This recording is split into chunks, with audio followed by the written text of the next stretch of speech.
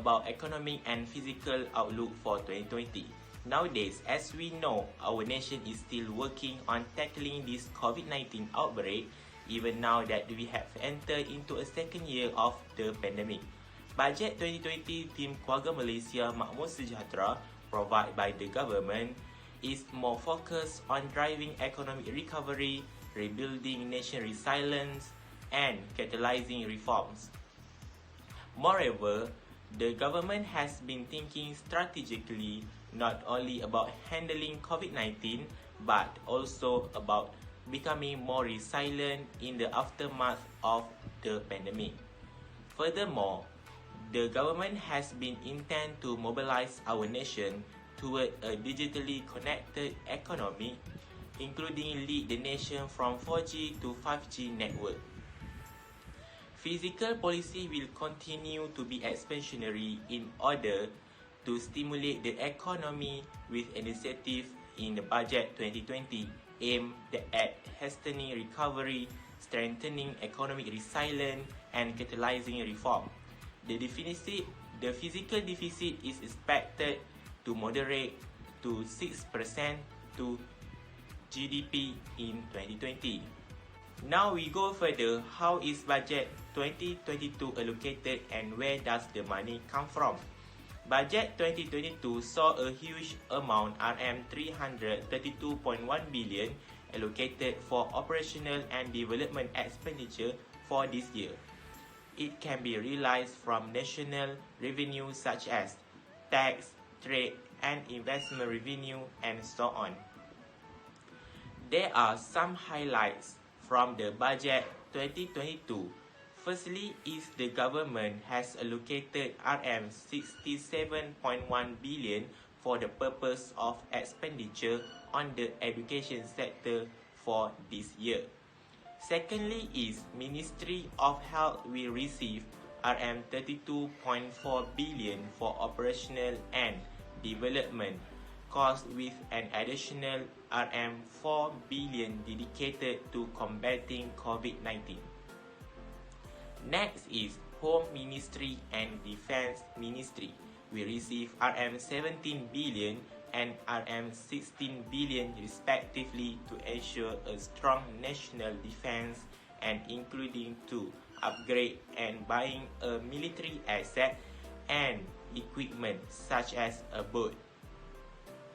To stimulate back our economy, the government has allocating RM40 billion for various financing schemes for micro, small and medium enterprise MSME to jumpstart their business. Lastly, the federal government has set aside RM31 billion specifically for subsidies, aid and initiative with the goal of lowering Malaysian living costs. In Budget 2022, vulnerable groups also get attention from government that has been providing cash and repayment assistance and subsidy program to aid this group among poverty. Firstly, Bantuan Keluarga Malaysia, as called as BKM, which is to aid households, particularly for B40 and M40 group, with get 2,500 per month and more than 3 kids to be BKM receiver. Next is about 500 for single parents and senior citizens is 300 to support their life since they have not fixed income per month. The government provides 2,500 as maximum to them.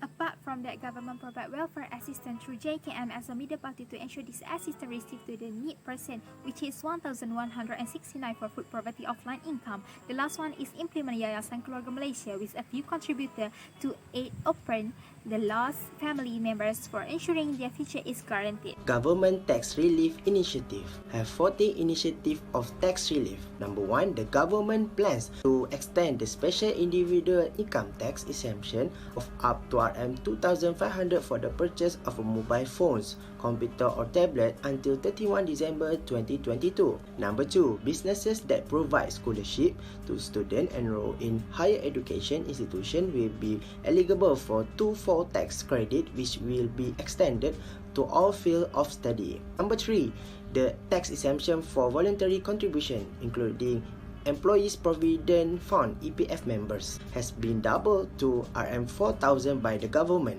For instance, self-employed who who are willing to contribute their APF account will gain from this initiative. Number 4, the government plans to extend the individual income tax deduction for the enrolling children in childcare facilities or kindergarten up to RM3,000 until 2023 in order to encourage women's empowerment. Number 5, tax reduction for the certain type of internship such as those who are leading to a master degree professional certificate or Malaysian skills certificate will be extended until 2025. Number 6, the government will maintain 100% sales tax exemption on CKD passenger vehicle and the 50% exemption on CBU passenger vehicle including SUV and MPV for 6 months until 30 June 2022. Number 7, in order to make doing business easier, the government intends to prolong the RM300,000 deduction for the cost of repairing and refurbishing business premises until 31 December 2022. Number 8, if a company sign up for the Safe at Work program, the government will grant them a tax break-up of RM50,000 on employee housing rental charges until 31 December 2022. Number 9, tax deduction for the commercial property owner who are offered rent deduction of at least 30% from the original rate should be extended until June 2022, and the maximum number of consecutive years for which accumulated unabsorbed business losses are taxed should be increased from the 7 years to 10 years. Number 10, up to RM1,000 in tourism expenses will be tax-free until the year assessment in 2022. Number 11, tax exemption will be extended until 2025 to organize of artistic and cultural activity as well as international sport and leisure competitions. Number 12, from the year 6 and beyond, the government no longer applies a real property gain tax on disposal by individual citizens, permanent resident and non-corporate entities. Number 13, based on the validity terms of its accreditation by an accreditation committee set up by Yayasan Hasanah Joint Committee on Accreditation with the Ministry of Entrepreneurship and Cooperative Development, social enterprise will be tax-free up to 3 years. 14, to aid the expansion of the local EV sector, the government plans to waive import charges, excise duties and sales tax on electric vehicle.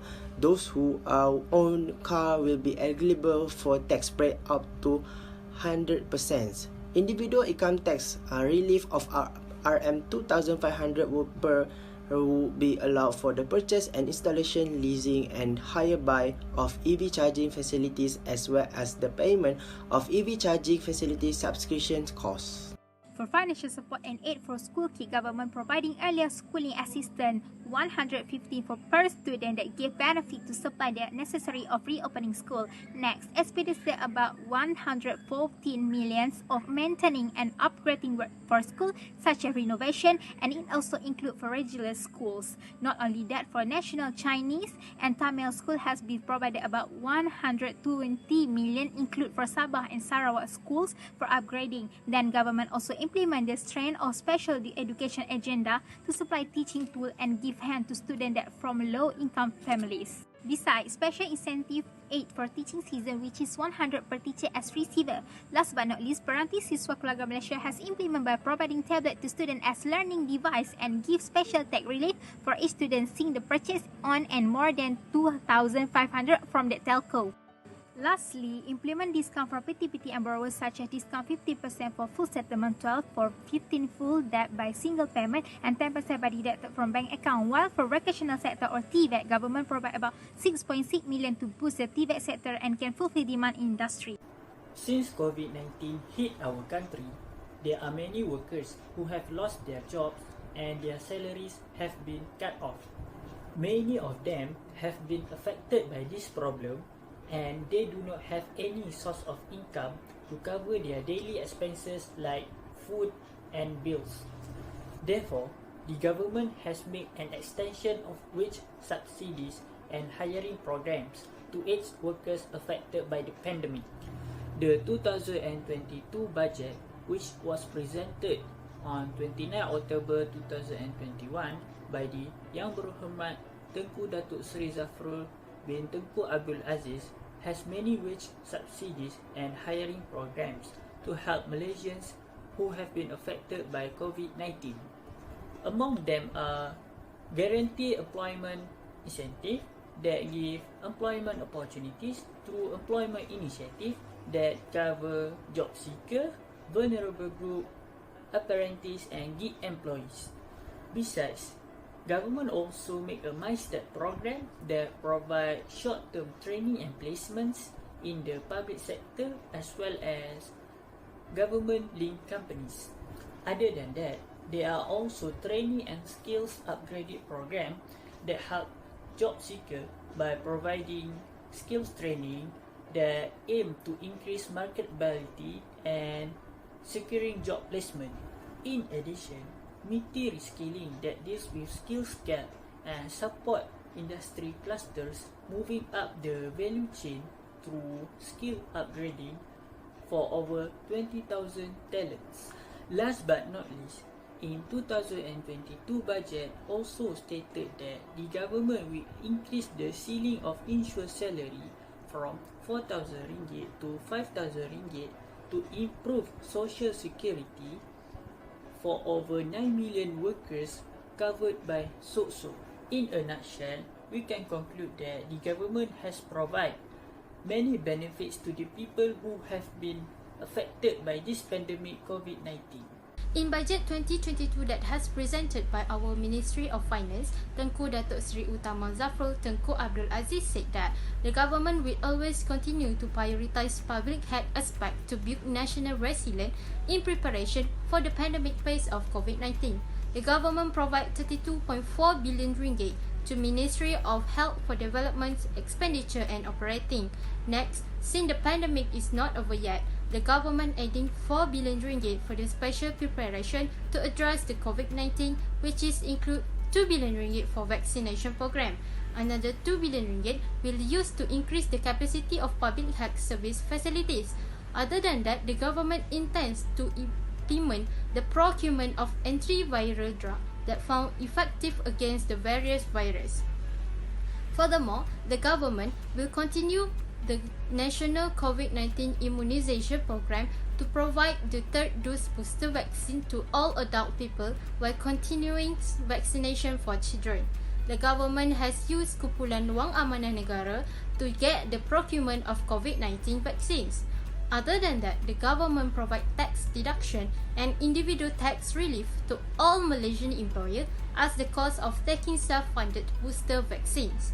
Lastly, the government agreed to strengthen the clinical management of rare diseases such as lisosomal.